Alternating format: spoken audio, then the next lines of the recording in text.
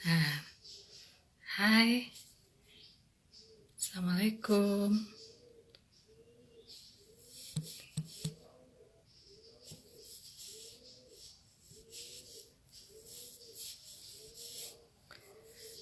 Assalamualaikum warahmatullahi wabarakatuh.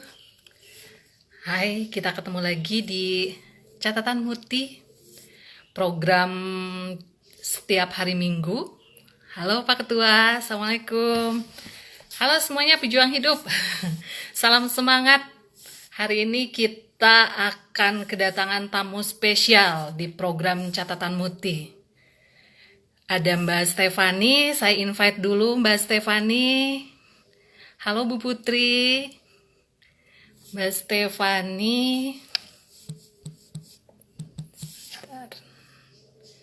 Mbak Stefani ditunggu joinnya.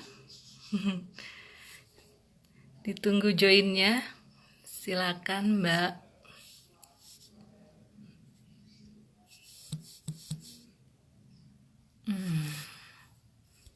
Ya, Mbak Stefani Lule. Halo. Nah, ini dia Mbak Stefani. Nah, kita nunggu koneksi dengan Mbak Stefani. Halo, Oh, selamat halo sore Mbak. Selamat ya, sore. Apa kabar Mbak Stefani? Bu Muti gimana? Alhamdulillah sehat. Cantik sekali sih. Selalu ini luar Aduh, biasa ibu satu ini. Iya, kopi ya Mbak ya. Ya, baik. Kita sudah hadir nih tamu spesial saya hari ini, Mbak Stefani Lule. Luar biasa ini, oh, saya baca profilnya ini sampai sampai sekarang tuh merinding terus loh Mbak, lihat bacanya luar biasa. Saya bacakan dulu ya profilnya Mbak Stefani.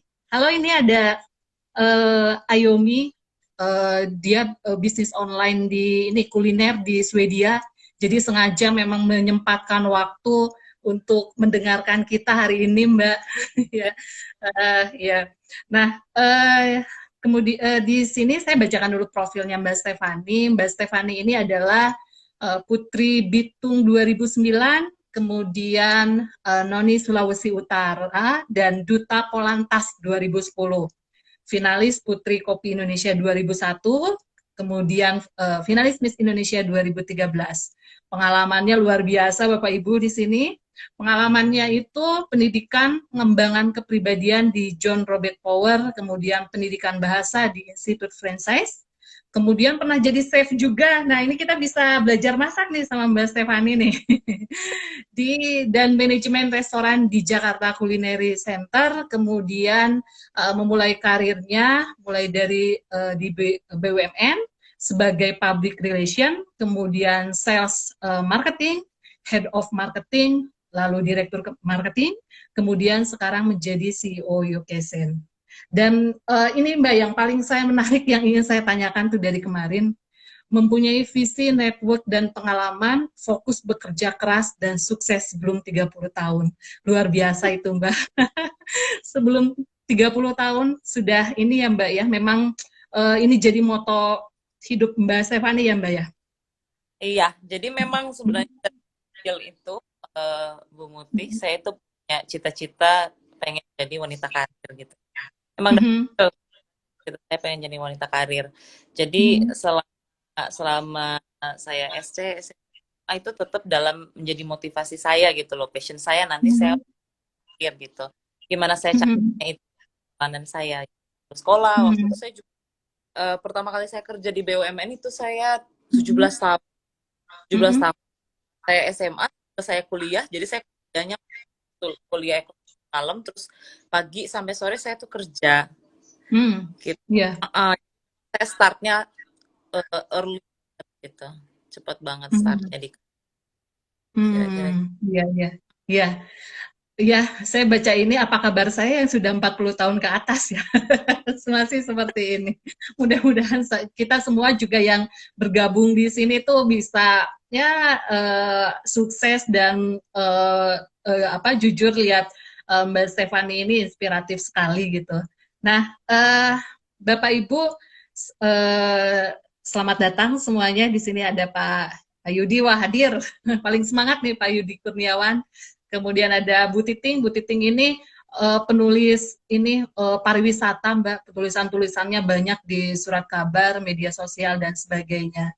Nah, baik Mbak Stefani, kita pengen mendengarkan dulu. Oh sebentar, ada Pak Ali. Pak Ali dari Indonesia Power, beliau dari CSR Indonesia Power yang memang sengaja bergabung di sini untuk mendengarkan supaya UKM binaan Indonesia Power bisa bagaimana bisa membuat kontennya, iklannya itu di digital marketing seperti itu, Mbak. Tapi sebelum saya masuk ke situ, saya ingin ini dulu cerita dong Mbak di awal mengikuti, misalnya dari saya lihat di program dari Mbak yang sudah lakukan mulai dari Putri Bitung, Noni Sulawesi dan sebagainya itu apa Mbak kira-kira memulainya seperti itu gitu? Oh saya mau ikutan nih lomba-lomba seperti ini, finalis seperti itu Mbak. Iya, jadi waktu pertama kali masuk ke beauty pageant itu saya 17 tahun Bu Munti. Itu memang saya di high school, di SMA itu aktif ya, aktif di ketua OSIS dulu, terus aktif ikutin Olimpiade, aktif juga ikutin debate. Jadi memang dalam ekstrakurikuler di sekolah itu saya aktif gitu. Jadi waktu itu memang panitia pemilihannya itu masuk ke sekolah-sekolah melihat potensi-potensi misalnya untuk gitu dengan harapan mungkin cari pengalaman gitu. Ternyata pas saya mengikuti saya terpilih karena dari sekitar hampir 100 orang itu ada juga yang udah ada juga yang karena waktu itu saya akhirnya terpilih sebagai Putri Bitung. Memang jiwa berlombanya itu sangat tinggi gitu. Jadi pada saat waktu di karantina, kita kan di karantina waktu itu. Waktu kita saya aktif untuknya, saya benar-benar ngikutin kalau kasih materi public paling banyak public speaking, terus gimana diajarin cara behavior kita kan ditugaskan untuk membawa nama baik dari daerah ya untuk kata daerah. Jadi bagaimana kita cara public speaking, cara kita berbicara, cara kita laku, diajarin juga gimana kita duduk, cara kita berdiri, cara jalan, itu ada. Nah, saya terpilih pada umur 12 tahun, karena mungkin saya aktif ya Bu ya, saya aktif bertanya, dan semua materi-materi yang dikasih pada saya waktu itu dari public speaking, dari behavior, dari body gesture, body itu masuk ke saya semua. Jadi memang pada saat final saya masuk ke 10 besar, saya jawabannya bagus. Saya masuk ke 3 besar dulu, terus saya juga jawaban terus poinnya paling tinggi, akhirnya saya masuk ke 3 besar dan crowningnya atau mahkotanya itu di saya gitu. Jadi memang itu saya jawabannya berdasarkan dengan apa yang saya ketahui. Itu bukan cuma pengetahuan di bidang pariwisata, tapi pengetahuan di bidang umum gitu. Pengembangan diri umum juga. Pasti Bu, saya jiwanya ada di dunia public speaking. Iya, iya. Dari ajang itu ya Mbak ya, justru belajar banyak gitu ya tentang ya sekarang terpakai, makanya lebih mendalami karirnya awalnya di sales marketing gitu, di head of marketing, karena memang jalurnya ya Mbak ya. Iya, baik. Ya, luar biasa sekali. Terus ketika sudah menjadi di ajang Miss Indonesia ini, kemudian kenapa berbalik? Misalnya di sini saya lihat di CV-nya menjadi chef juga ya Mbak ya. Awalnya dari situ ya Mbak ya. Boleh cerita Mbak dari chef, kemudian dari sampai masuk di BUMN, kemudian jadi direktur marketing sampai sekarang jadi CEO itu Mbak. Iya. Jadi yang chef sebenarnya pada saat saya berumah tangga tinggal selama 1 tahun.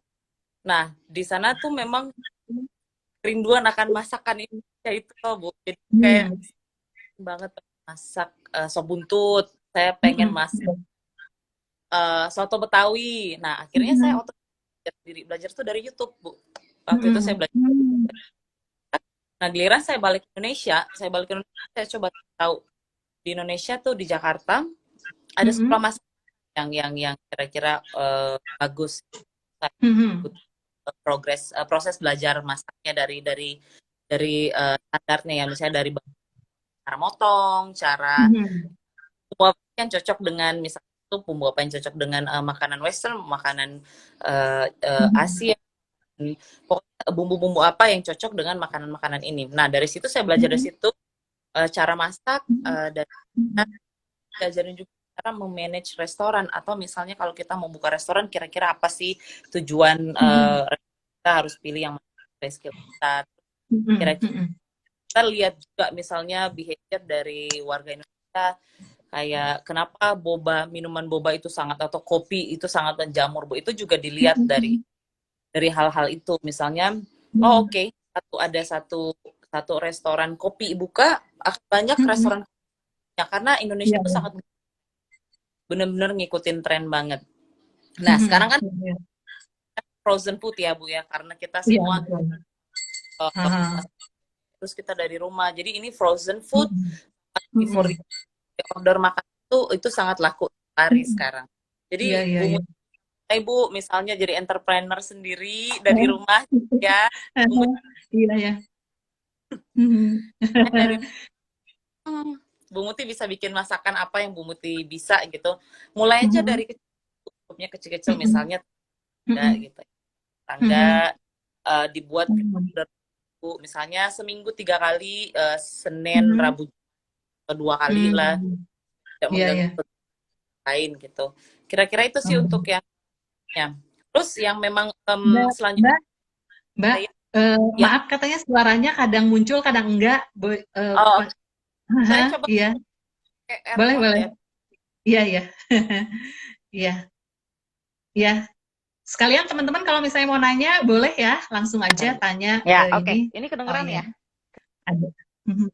Iya. Kedengeran ya? Siap. Ya, boleh. Oke. Boleh. Silakan, Mbak.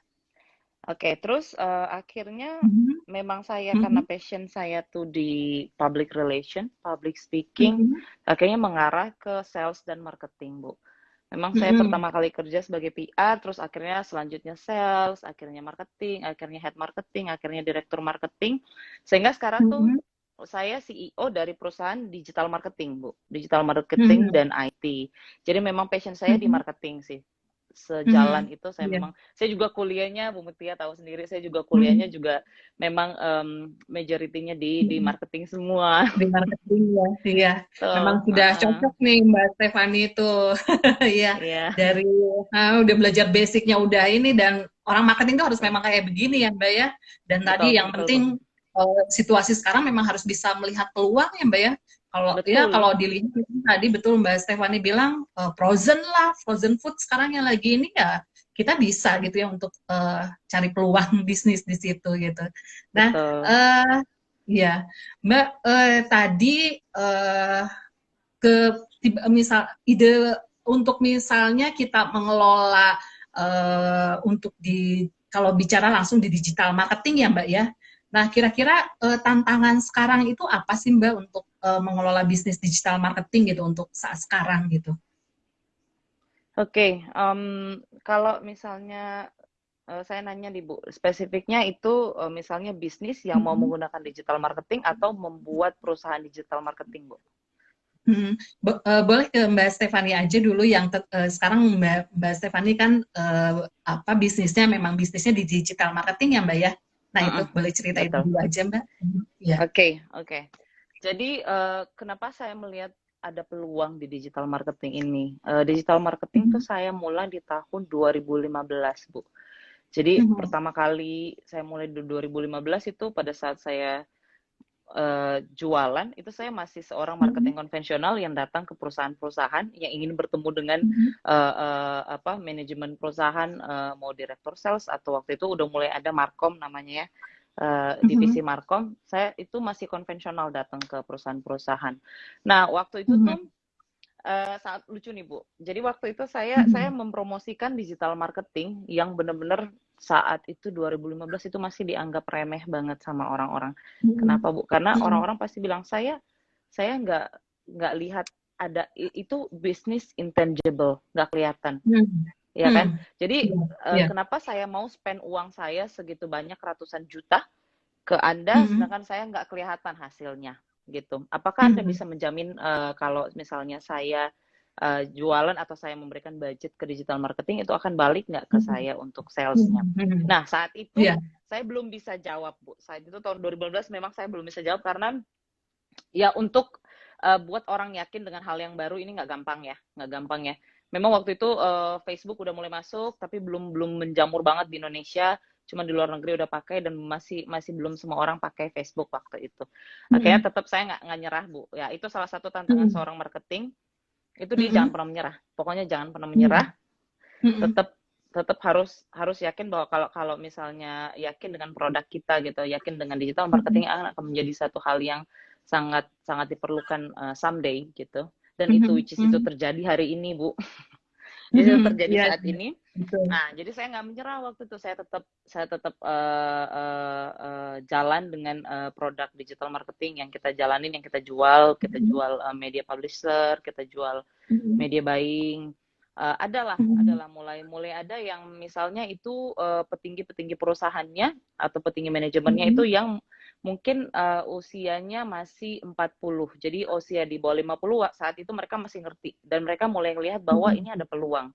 Bahwa digital marketing ini akan ada peluang suatu hari nanti. Karena kan dilihat dari penduduk Indonesia kan Bu, kita itu banyak yang usianya milenial. Nah, jadi berarti saya tuh berpikir satu hari nanti orang-orang milenial ini yang akan menjadi petinggi-petinggi atau pejabat-pejabat dari perusahaan-perusahaan, di mana mereka udah melek, udah tahu pasti tentang digital itu apa, teknologi itu apa, fungsinya teknologi itu bisa bermanfaat atau bisa digunakan kalau misalnya cermat digunakan itu akan sangat membantu di pihak sales, di pihak penjualan gitu ya. Dan benar itu terjadi Bu, benar itu terjadi seiring dengan waktu.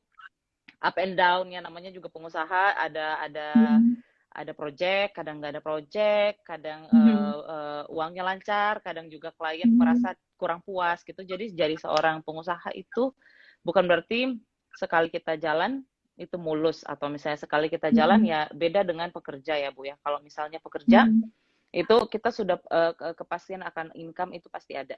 Tapi jika seorang pengusaha kadang kita bulan pertama itu udah pasti kita belum stabil. Terus bulan kedua mungkin kita naik, bulan ketiga mungkin kita turun, kita belum tahu. Sesuai dengan tergantung dengan usaha dan komitmen benar-benar harus buat bahwa bisnis saya ini harus maju. Jadi memang seorang pengusaha itu nggak boleh menyerah atau pantang menyerah. Harus terus saja gitu ya Mbak ya. Iya. Betul. Tahun berapa Mbak itu ketika sudah mulai masuk bergabung di Yokesen itu tahun berapa Mbak? Yokesen itu saya gabung setahun lebih Bu. Oh, setahun lebih berarti 2019 ya? Betul, betul. 2019. 2019, nah, awal tahun 2019. Betul. Sekarang kan kalau lihat era digital marketing itu memang baru terasa sekarang gitu. Pada saat pandemik dan semua menyadari bahwa dunia online itu benar-benar yang bisa menguntungkan dan baik itu yang bisnisnya mau di sisi manapun, kuliner dan sebagainya, mereka memanfaatkan bisnis online dengan menggunakan digital marketing seperti ini Mbak. Nah, pada saat itu di 2019 kan orang belum merasa dampaknya dengan menggunakan digital marketing seperti ini gitu. Nah itu apa yang diyakinkan tadi Mbak Stefani bilang bahwa ini adalah bisnis intangible gitu. Investor belum tentu mau atau kayak gimana. Nah apa yang diyakinkan bahwa ini tuh prospek nanti ke depannya seperti itu gitu untuk meyakinkan para investor dan sebagainya gitu Mbak. Jadi gini Bu, kalau saya itu melihat bisnis di era IT dan digital marketing itu lihat itu di futures-nya. Jadi maksudnya masa depannya yang kita lihat. Oke, balik lagi tadi yang saya sudah ceritakan tadi bahwa saya itu melihat 10 tahun dari sekarang itu para pimpinan-pimpinan perusahaan atau para pimpinan-pimpinan satu organisasi itu merupakan orang-orang yang milenial. Nah, milenial ini di mana mereka udah memang dari standar hidupnya udah menggunakan teknologi, sudah menggunakan aplikasi-aplikasi software sederhana maupun yang canggih, sudah menggunakan sosial media. Jadi udah melek akan digital marketing, Bu. Jadi intinya bahwa saya melihat bahwa kedepannya bahwa bisnis ini ataupun digital marketing ini akan sangat digunakan, di mana yang pertama tuh kalau di digital marketing tuh kita benar-benar kalau orang yang belum tahu akan digital marketing itu mereka akan merasa bahwa kenapa saya harus spend uang segitu banyak di barang yang tidak saya lihat gitu. Sedangkan sebenarnya kalau masuk lebih dalam ke digital marketing itu Bu, misalnya costing satu divisi marketing tuh Ibu tahu, Bu Muti tahu sendiri kan, costingnya itu banyak banget kan.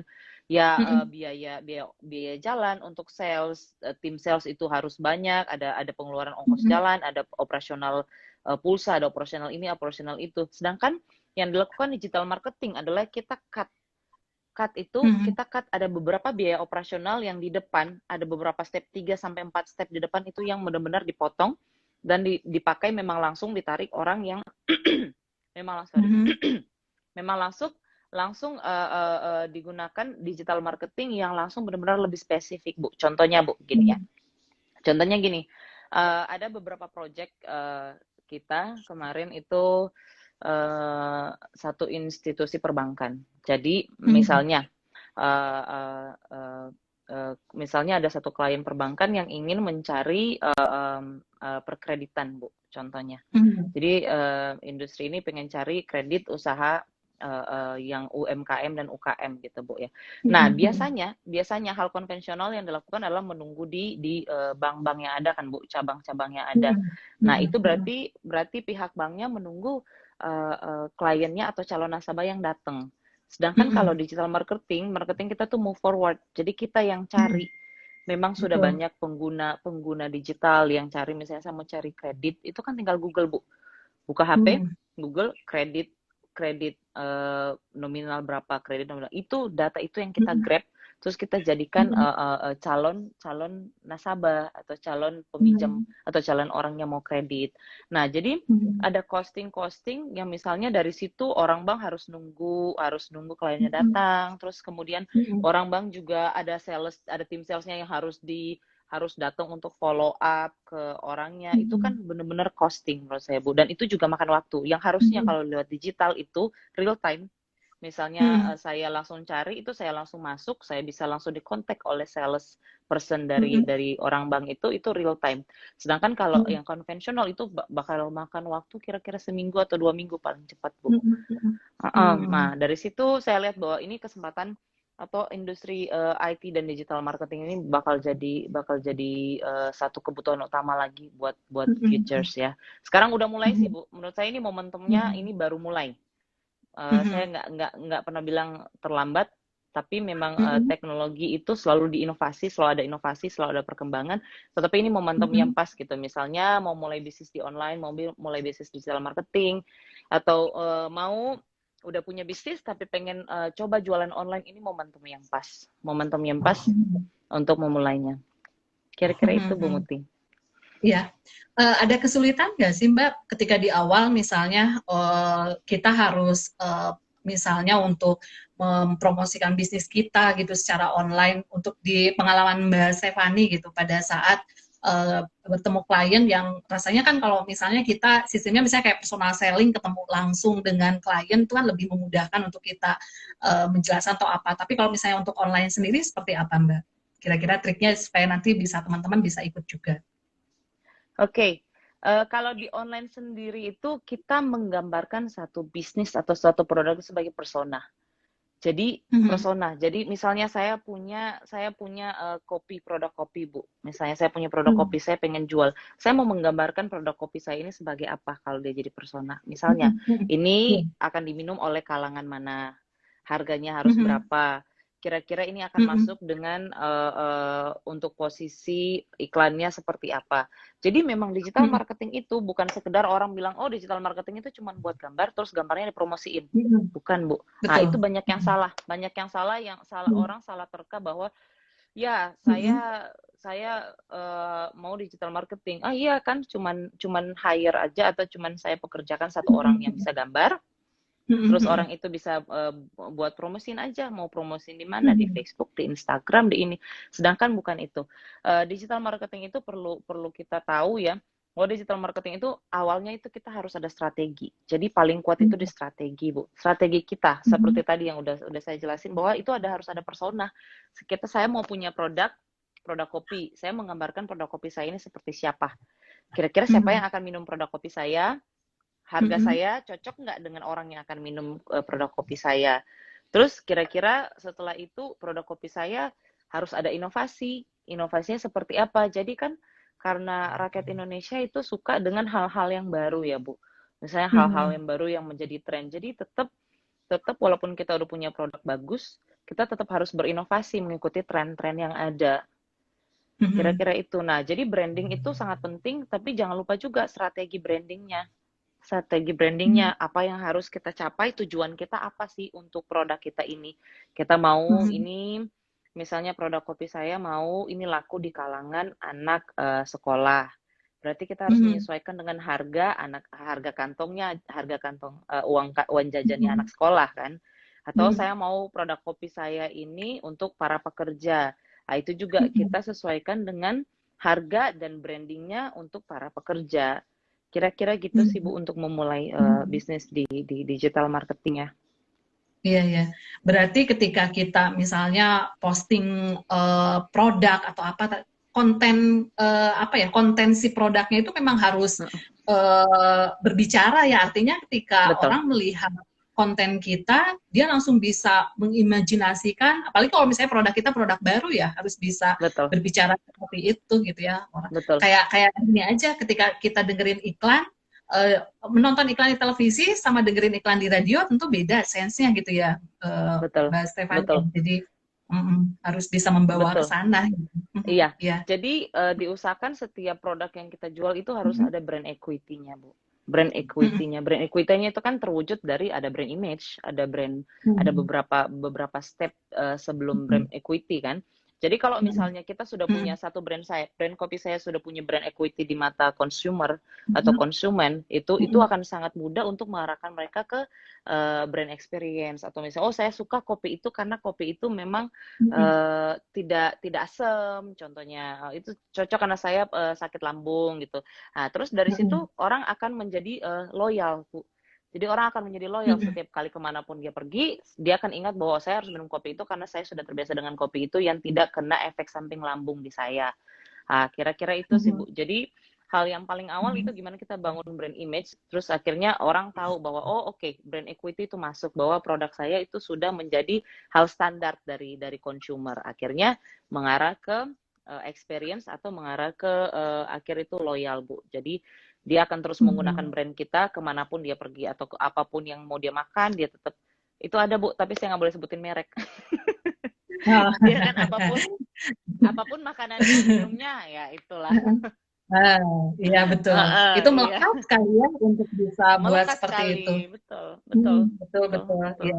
Dan untuk mengedukasi itu ke konsumen butuh waktu yang cukup lama juga sih mereka kan ya, Mbak ya, Lama, sehingga lama, Bu. ya cukup lama gitu untuk. Jadi makanya di sini juga untuk para apa ya startup gitu yang memang membuat satu produk yang baru ya berarti ketika mempromosikan tidak bisa dalam artian ya harus memang butuh proses gitu kan. Prosesnya memang Ya, cukup lama untuk bisa memperkenalkan produk kita ke konsumen.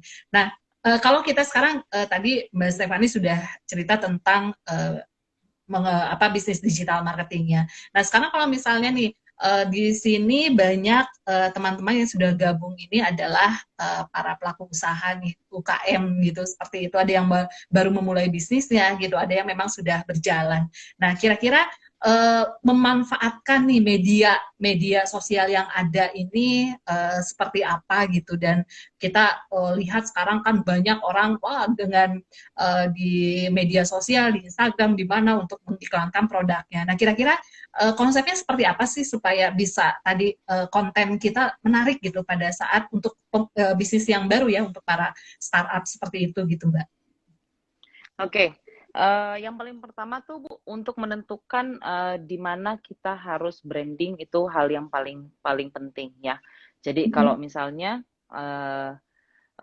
dia menjual makanan itu kenapa nggak langsung langsung pilih platform atau e-commerce yang ada yang memang di situ banyak pembeli orang yang membeli makanan gitu Bu.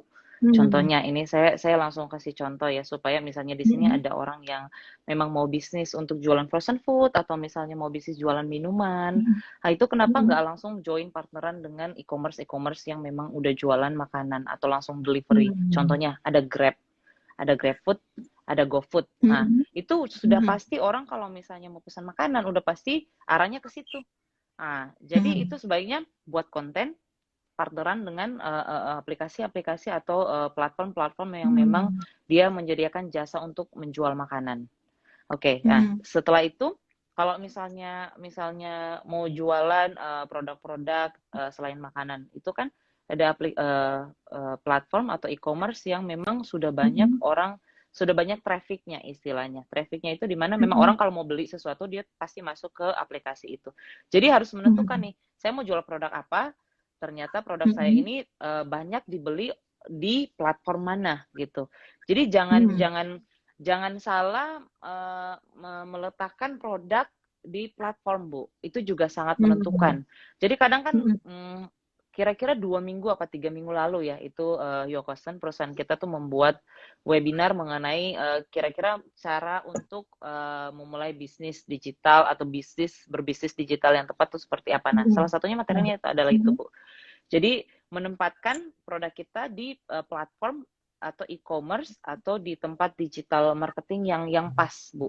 Jadi misalnya Instagram itu untuk berjualan apa, atau harus langsung ke Tokopedia, atau harus langsung ke Lazada, atau harus langsung ke Blibli, itu juga harus ditentukan sesuai dengan produk masing-masing. Atau yang tadi saya balik lagi, saya bilang, kalau misalnya mau jualan makanan, itu kenapa nggak langsung ke GrabFood atau GoFood? Karena memang itu transaksinya sangat cepat, dan memang orang-orang kalau mau beli makanan atau minuman, itu langsung ke situ, gitu. Iya. Jadi gunakan atau manfaatkan platform-platform yang ada, yang sudah tersedia, gitu. Ya, ini ada yang komen nih Mbak dari Mas Akbar. Susah daftarnya katanya kalau maksudnya mau join partner gitu ya, Mas Akbar mau join partner misalnya kayak ke Grab atau apa gitu. Itu gimana nih ini komennya? Susah daftarnya Mbak? Oke, memang Bu, memang itu mungkin ya, kalau saya nggak salah memang harus ada beberapa syarat ya memang yang dilakukan. Tapi kalau memang syarat itu untuk keamanan bersama, contohnya itu pembayarannya, sistem pembayaran, harus ada nomor rekening atau buku tabungan, atau misalnya ada unsur izin, harus ada perizinannya, itu memang harus diikutin Bu, harus diikutin standarisasinya supaya juga penjual dan pembeli juga aman. Karena kan Bu, transaksi ini kita nggak tahu nih Bu. Misalnya, kalau main jual aja terus tiba-tiba pas pengiriman uang masuk terus barangnya tidak sampai ke pembeli, itu juga bahaya kan. Jadi memang e-commerce atau platform ini menyediakan fasilitas atau menyediakan jasa juga untuk menjaga kenyamanan dan keamanan dari pembeli dan penjual. Jadi kalau menurut saya itu memang harus diikutin Bu. Untuk standarisasi persyaratannya itu memang harus diikutin karena untuk demi kenyamanan atau keamanan dari pihak pembeli dan pihak penjual. Kira-kira gitu. Karena kan itu transaksi ada pengiriman uangnya dan penerimaan uang ya Bu ya. Jadi memang pemerintah itu mengatur bahwa setiap transaksi yang ada penerimaan uang rakyat itu ada standarisasinya. Tidak sembarang mengumpulkan uang dari masyarakat gitu. Memang harus diikutin sih. Jadi artinya ketika mereka misalnya para ini nih pelaku bisnis tidak melakukan joint partner atau tidak memanfaatkan aplikasi, ya mungkin prosesnya mungkin agak lama ya. Dan kembali lagi kalau mereka pakai platform kan trustnya konsumen lebih mudah dibentuk gitu ya, lebih oh ini nih ada di Grab, ada di Lazada atau dari apa gitu ya Mbak ya. Betul. Jadi trustnya itu sudah berdasarkan ada ke platform yang penyedia layanannya ini Bu. Jadi kenapa pendaftarannya itu susah? Karena mereka memang punya standarisasi. Jadi para pembeli untuk membeli produk di situ juga tidak takut Bu. Jadi tidak takut dengan bahwa barang saya tidak akan terkirim. Nah, karena mereka punya sistem pelacak, mereka punya sistem standarisasi. Harus ada izin-izin, harus ada surat-surat yang terkait yang harus di input atau disubmit ke pihak penyedia jasa penjualan ini, Bu. Kira-kira gitu, Bu Muti. Betul Ya. sekali Bu Muti tadi. Nah, kalau misalnya kayak gini, Mbak, pelaku usaha misalnya, mereka kan pasti terbentuknya misalnya kalau modal lah seperti itu ya. Kalau mereka join partner seperti itu kan berarti otomatis harus ada profit sharing dan sebagainya gitu. Nah, kira-kira misalnya gimana caranya mereka menggunakan aplikasi itu tadi platform dan aplikasi-aplikasi yang lainnya join partner juga, tapi tetap ada dari sisi keuntungan juga dirasakan oleh para pelaku usaha gitu Mbak, gimana? Kadang-kadang pernah sih suka ada keluhan kayak gini, iya saya sih dulu pakai layanan jasa GoFood dan sebagainya gitu misalnya, tapi ya kendalanya misalnya yang untuk pembayarannya dan sebagainya gitu. Nah ujungnya sih ke profit seperti itu gitu. Nah jadi memang penyedia jasa ini ada yang menggunakan profit sharing atau ada yang dia markup harga ya Bu ya. Nah dari situ misalnya kenapa saya bilang itu tetap satu hal yang menguntungkan karena kita potong ini nih Bu, kalau keadaan work from home atau semua sekarang lakukan dari rumah gitu ya, berarti kita tidak perlu menyewa tempat, kita tidak ada biaya menyewa tempat, kita tidak ada biaya misalnya harus ada kasir di restoran, kita tidak ada biaya harus ada penjaga atau pelayan di restoran. Itu kan sangat benar-benar mengurangi cost. Nah, bagaimana kita bisa siasatin cost-cost yang sebenarnya kita gunakan di bisnis atau di restoran atau di rumah kopi atau di tempat kita berjualan itu kita alihkan ke misalnya kita cuma perlu satu orang sebagai admin gitu Bu. Misalnya admin ini akan mengurus semua yang berhubungan dengan urusan kita, misalnya ada orang pembeli gitu. Jadi itu yang akan handle untuk balas, untuk pengiriman, ataupun juga yang akan submit proses perizinan-perizinan yang diperlukan oleh platform ini. Nah, memang kalau menurut saya daripada kita saat sekarang ini ya Bu, harus kita bijaksana daripada kita menghabiskan budget kita di operasional secara konvensional. Sedangkan kalau misalnya kita bisa berjualan online dengan cost kita yang jauh lebih sedikit, why not? Kenapa enggak kita mencoba berjualan online dengan berbagi profit? Setahu saya tidak ada platform yang memang bagi profit yang terlalu besar gitu Bu ya. Ada yang misalnya dia memang markup harga atau memang dia ambil profit sedikit Bu. Enggak mungkin lebih dari 50%. Tapi kalau dari sisi saya lihat sisi bisnisnya, kita benar-benar cut cost di mana harus kita sewa tempat atau kita harus bayar pelayan untuk pembantu di mana itu sangat sangat jauh Bu dibanding kita jualan, misalnya kita jualan dari homemade food terus kita langsung kirim, atau memang kita cuma buka kitchen dapur terus kita jualan. Itu costnya jauh Bu. Jadi menurut saya keadaan sekarang juga orang kan untuk makan ke restoran masih takut ya. Nah, orang lebih prefer untuk beli makanan atau delivery makan di rumah. Betul. Jadi kita harus pintar-pintar baca situasi sih. Kalau misalnya suatu hari nanti udah balik normal lah, kita mungkin berpikir lagi tuh, tetap kita ada online, tapi kita tetap ada tempat yang memang kita buka bisnis yang seperti semula gitu. Betul. Berarti dalam artian ya kalau misalnya dengan kondisi seperti itu, UKM sekarang atau pelaku-pelaku bisnis pemula ini intinya harus familiar dengan teknologi gitu, harus melek teknologi bahasanya seperti itu gitu. Harus coba untuk mau melakukan perubahan dengan mempelajari bisnis-bisnis online yang ada gitu, yang menggunakan platform-platform online dan sebagainya gitu ya. Nah, ini kalau misalnya kita bicara, kalau misalnya pelaku usahanya, misalnya kayak mahasiswa saya tuh banyak pelaku bisnis gitu seperti itu. Mahasiswa mungkin lebih gampang lah generasi milenial untuk menggunakan segala sesuatu yang serba digital gitu. Nah kalau misalnya di sini ini juga ada Bu Putri ini di Ekuitas untuk binaan UKM di Ekuitas gitu seperti itu, yang mereka nggak terlalu aware sama teknologi itu, berarti mereka juga harus mau gitu ya, harus mau belajar gitu ya dengan teknologi yang ada, belajar menggunakan media sosial dan sebagainya gitu ya Mbak ya, harus seperti itu. Betul, betul Bu, betul Bu, betul Bu. Memang Iya. kayaknya menurut saya ya, ini dengan keadaan ada pandemi COVID ini, kita secara nggak sadar gitu, mau nggak mau kita memang harus mengarah ke sana. Kita manfaatkan fasilitas teknologi atau digital yang ada gitu Bu.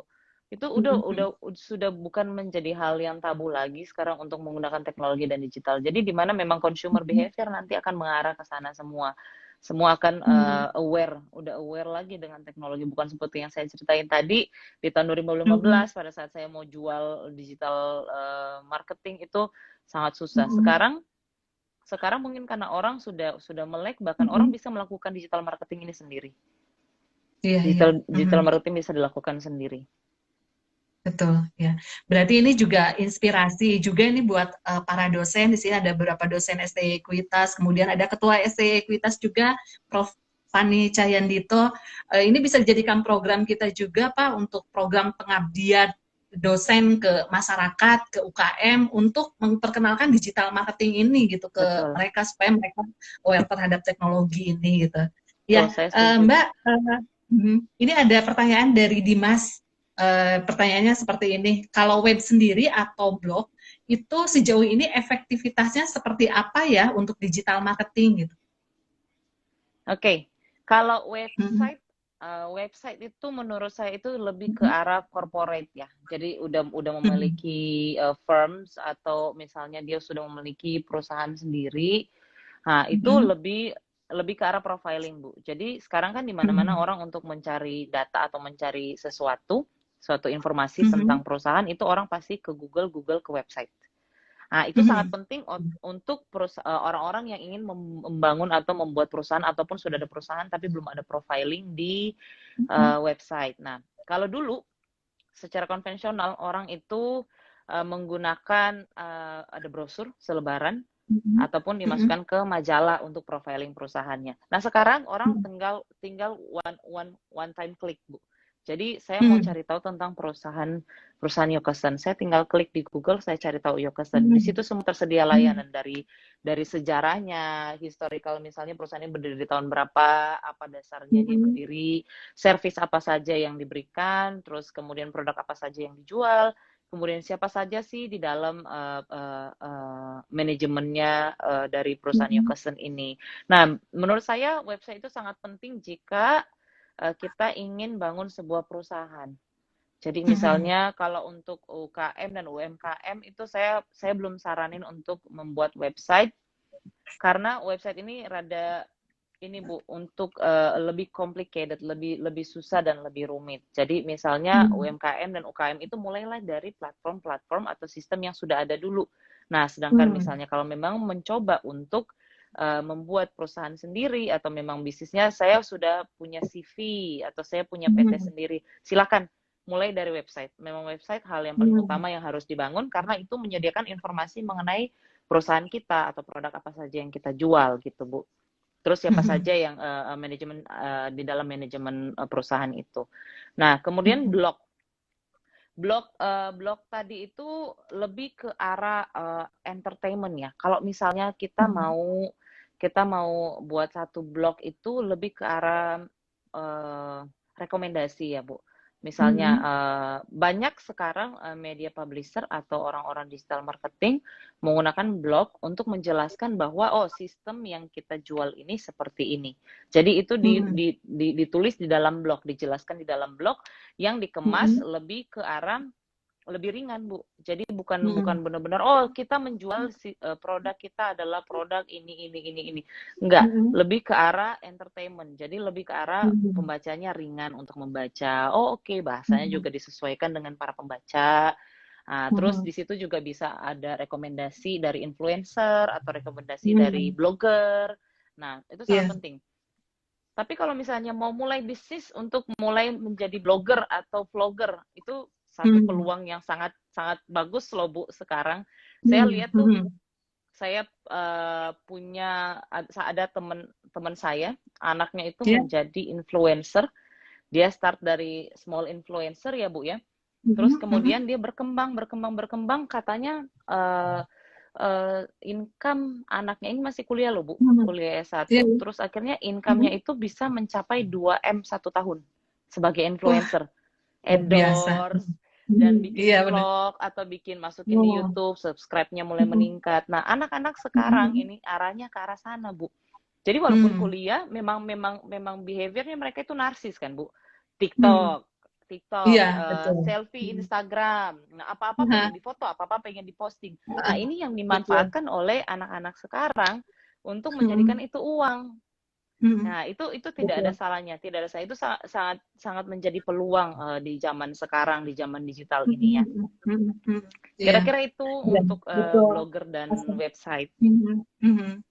Kontennya aja ya Mbak ya, yang kira-kira apa nih yang menarik atau apa. Saya lihat juga kayak games itu ternyata bisa menghasilkan juga ya, orang-orang main games, kemudian mereka punya subscribernya yang banyak apa gitu. Itu yang seperti kemarin saya lihat ada gamers yang memang dia nomor 1 tingkat dunia, itu penghasilannya per bulan itu sampai miliaran gitu ya, dari situ, dari itu aja gitu ya. Jadi memang ini peluang kita juga nih. Ini ada beberapa mahasiswa saya, ini bisa jadi profesi juga kita untuk ya vlogger atau misalnya ya jadi YouTuber atau apa, dan membagikan tapi konten-kontennya yang kreatif gitu ya, untuk bisa yang positif dan kreatif. Betul.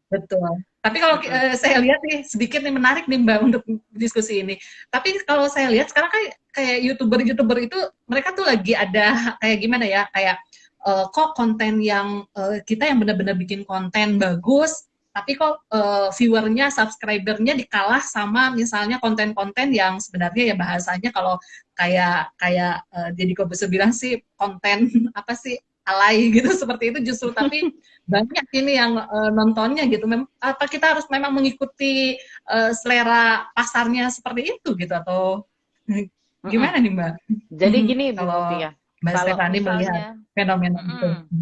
Nah, kalau misalnya fenomena yang terjadi itu, sosial media itu sebenarnya digunakan untuk tempat entertainment. Jadi tempat relaksasi, tempat menghibur. Misalnya sudah penat seharian dari pekerjaan, atau misalnya sudah penat dari kelas, orang lagi kuliah gitu. Misalnya anak-anak kuliah sudah penat di kelas seharian.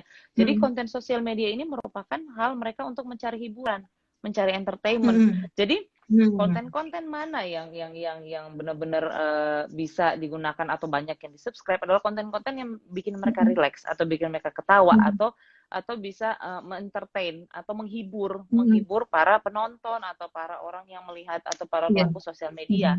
Jadi memang sangat tidak disarankan kalau misalnya kita buat satu Instagram produk ya. Misalnya kita buat jualan, balik lagi tadi saya jualan kopi, terus saya di konten saya atau profiling Instagram saya itu semua cuman ngisi kopi saya yang jadi terlalu hard selling, itu sangat tidak dianjurkan, Bu. Nah, yang kita gunakan sekarang adalah kita balik lagi. Jadi kita get apa sih consumer behavior sekarang, kira-kira mereka lagi hobi gaming nih. Kita buat konten sekreatif mungkin atau semenarik mungkin yang ada bahan dari apa yang mereka lagi ngetren sekarang. Kira-kira gitu. Benar Bu. Dan yang tadi soal gamers itu ya, kalau saya nggak salah dengar, ada salah satu teman saya itu memang beliau di bidang sports ya. Katanya memang untuk game ini akan menjadi salah satu olahraga yang diadu di Olimpik. Kalau nggak salah ya, kalau nggak salah di Jepang atau di selanjutnya lagi kalau nggak salah di Paris deh. Jadi ini emang buat anak-anak muda yang demen main game, mungkin boleh mulai kembangin bakat di situ, karena itu akan dipakai untuk Olimpiade. Betul, jadi peluang juga ya Mbak ya ke depannya. Iya, berarti ya tadi saya setuju sih sama Mbak Stefani, kita ini pada saat nanti membuat konten apa di media sosial atau apa gitu ya, jangan selalu produk saja terus, hard selling tadi ya, terus produk gitu. Orang juga mungkin apa sih ini bentar-bentar posting, jualan lagi gitu, seperti itu. Mungkin ada hal yang lain yang kita bisa sebagai variasi ya, mengedukasi mereka, misalnya kalau kopi tadi, betul ya. Jadi atau motivasi quote dari siapa gitu kan, yang memang bisa kita tambahkan juga gitu ya Mbak. Nah, Mbak, ada pertanyaan ini dari Bu Putri. Kira-kira untuk bisnis startup, perencanaan strategi pemasaran yang efektif itu yang seperti apa, Mbak? Oke, Untuk bisnis startup. startup ini di bidang apa Bu? Misalnya jasa atau memang jual produk? Kalau Bu Putri sih kalau tidak salah sih salah satu apa sih produk fashion, kalau Bu Putri lebih ke situ. Produknya fashion gitu, Mbak. Oke, kalau fashion Bu, saya lihat sekarang ya, memang orang-orang itu tetap fashion itu tetap mengarah ke penggunaan sosial media. Jadi paling banyak orang membeli sekarang ya Bu, membeli itu dia pasti lihat rekomendasi dulu Bu. Jadi kira-kira saya sendiri ya, kalau misalnya saya mau cari, saya pengen beli satu baju, itu pasti saya lihat-lihat di Pinterest dulu. Saya buka Pinterest, saya lihat model baju. Oh iya, ini kemarin ada nih model baju ini yang dijual di toko A, atau misalnya di online shop ada tuh. Jadi gunakan misalnya kalau mau jual atau buat startup di bidang fashion, itu gunakan sosial media yang ada. Karena memang visual itu sangat dibutuhkan di bidang fashion. Jadi orang harus lihat dulu, terus kalau bisa ya, itu harus ada rekomendasi atau e-worm. Electronic word of mouth ya. Ya, jadi betul, itu sangat dianjurkan Bu, karena memang endorse atau yang tadi saya sebutin itu ada influencer itu, dia kan followernya sudah banyak tuh. Jadi kalau misalnya kita endorse ke influencer, itu produk kita pasti naik untuk brandingnya. Brand awareness-nya pasti naik. Ya, jadi gunakan atau mulai startup itu untuk marketingnya mulai dari sosial media. Saya sangat saranin mulai dari sosial media. Terus kalau bisa juga gunakan platform untuk penjualan yang ada. Jadi sistem delivery-nya sudah terbentuk, sistem pembayaran juga sudah ada. Jadi cara kita promosi itu gunakan sosial media, kita buat profiling di Instagram, kita buat profile atau produk-produk apa yang kita jual. Kemudian kita penjualannya arahkan ke platform yang menyediakan jasa untuk penjualan. Ya, kira-kira itu Bu kalau misalnya di bidang fashion. Betul sekali Mbak Stefani. Kadang-kadang saya juga kalau misalnya sebagai konsumen nih, saya bicara sebagai konsumen, kalau mau beli produk, pasti saya itu influencer tuh pengaruhnya luar biasa gitu. Lihat dulu, stalking dulu ini nih, produknya dan ketika mereka mempromosikan satu produk itu mereka dengan gayanya dan sangat menarik sehingga saya sebagai konsumen tertarik nih mau beli gitu ya, seperti itu. Gitu. Jadi memang ini ya influencer dan ini tuh pengaruh sekali gitu untuk penjualan, peningkatan penjualan. Satu lagi nih Mbak, pertanyaan nih dari Bu Rita Zulbeti. Beliau ini punya usahanya itu training Mbak, jasa training. Jadi pelatihan-pelatihan untuk di BUMN, kemudian di dinas dan sebagainya. Nah sekarang ini kesulitannya adalah untuk mempromosikannya. Nah kira-kira media sosial apa Mbak yang efektif gitu untuk mempromosikan untuk ini usahanya jasa yang sifatnya intangible tadi gitu, seperti itu Mbak. Kira-kira apa? Kalau saya lihat Bu ya, untuk training ini kan harusnya yang dilakukan biasanya marketing konvensional ya. Kalau dulu kita harus lakukan marketing konvensional, tapi sekarang itu yang saya lihat adalah training ini yang paling pertama kita harus punya website Bu. Jadi website itu menunjukkan bahwa para trainer ini terpercaya. Misalnya kalau ada sertifikasi, perlu ditampilkan sertifikasi, tenaga pengajarnya, siapa aja tenaga pengajarnya, terus bidang apa aja yang di training. Kemudian bisa menggunakan satu platform yang menurut saya itu untuk B2B atau business to business itu sangat bagus, yaitu LinkedIn. Dimana kalau misalnya korporasi seperti training ini, kita gunakan LinkedIn. Nah, LinkedIn ini kita maximize dengan bersosialisasi dengan para calon klien kita atau para direksi-direksi calon klien kita. Jadi kalau menurut saya, saran dari saya untuk jasa ini kita gunakan website. Website kita harus bagus. Kalau ada sertifikasi para trainers, tolong disertakan sertifikasi. Kemudian gunakan LinkedIn untuk bersosialisasi dengan para direksi-direksi dari calon klien. Dan yang terakhir ada nih Bu, hal baru nih yang selalu dilakukan nih. Tanpa sadar tuh kita selalu melakukan atau kita banyak ngikutin webinar-webinar ya. Benar Iya, nggak Bu Muti? betul. Nah, Betul. webinar-webinar ini salah satu cara kita untuk mempromosikan bahwa kita punya ahli-ahli di bidang-bidang tertentu untuk melakukan training. Contohnya kemarin kita pernah ngikutin itu ya Bu Muti ya, yang seminar marketing di era baru ini, post COVID ya, yang dilakukan oleh Marketplace. Nah, dengan cara itu bahwa orang tahu bahwa mereka bisa, oh mereka itu ahlinya di bidang marketing, oh mereka itu bisa melakukan training di bidang marketing, oh mereka bisa memberikan sertifikasi di bidang marketing. Kemudian ada lagi tuh, misalnya kemarin saya dari Yokosen itu melakukan webinar di bidang bagaimana sih cara kita melamar atau cara kita menarik perhatian HRD lewat LinkedIn. Nah, itu kita juga melakukan tuh Bu, dari webinar kita arahkan bahwa oke, yang harus dilakukan adalah materinya kita berikan, apa sih yang bisa menarik perhatian dari para HRD untuk dipanggil interview, itu kita berikan. Jadi ada satu hal baru yaitu webinar. Kalau misalnya para trainers itu lakukanlah webinar. Webinar toh kita bisa lakukan secara gratis, tapi kita juga tanpa sadar kita branding. Kita Betul. branding di pada saat di webinar itu. Kira-kira itu Bu. Iya, seperti ini juga kan salah satu untuk membranding juga ya Mbak ya. Betul. Bisa dilakukan oleh trainer-trainer untuk melakukan seperti ini ya. Satu lagi nih Mbak, nggak kerasa nih kalau ngomong sama Mbak Stefani bisa lama nih, menarik Iya sekali lo hampir soalnya. sejam ya. Iya, iya udah hampir sejam. Satu lagi Mbak, tips.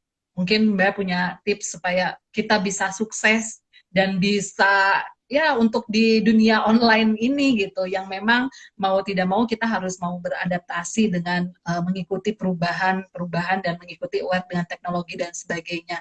Nah, kira-kira dari Mbak Stefani sendiri, kira-kira bagaimana supaya para pelaku bisnis nih yang baru memulai atau misalnya yang sudah berjalan untuk bisa sukses dengan memanfaatkan di era digital marketing. Memang dulu-dulu kita sudah bilang marketing 4.0, marketing 4.0 seperti itu, dan kira-kira seperti apa Mbak tips sukses di digital marketing ini?